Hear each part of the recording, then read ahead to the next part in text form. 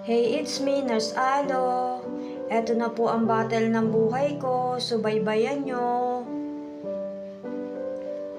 Part 1. It's me again, Nurse Alo. Sa mga hindi pa po nakakaalam ng simula ng talang buhay ko, panoorin nyo po sa mga nauna kong videos. Ito na po yung time na magsisimula na ang mga bagay na hindi ko inaasahan sa buhay ko.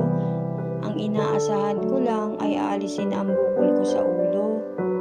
Hindi ko po pala na banggit sa inyo na nakitaan po ako ng bukol sa ulo ko.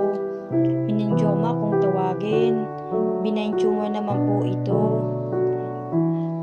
At craniotomy nga po pala ang gagawin sa akin. Hindi ko alam kung anong mararamdaman ko talaga that time.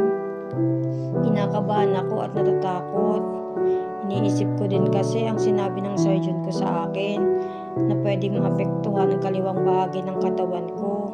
Maparalyze po ba? Pero inalis kong lahat yun sa isip ko. Patuloy akong kumakapit kay Lord dahil alam kong hindi naman niya ako pababayaan.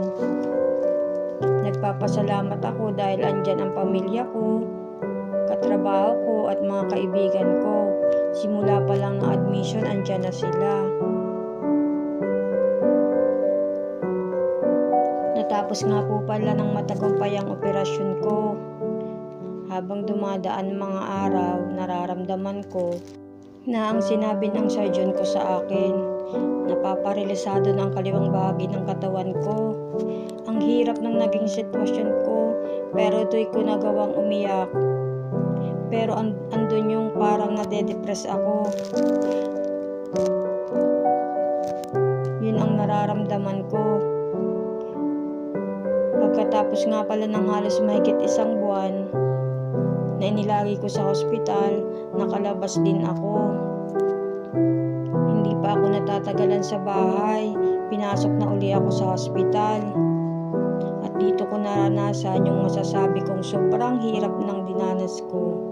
Nasa puntong natubo ako at nalagyan ng tracheostomy tube.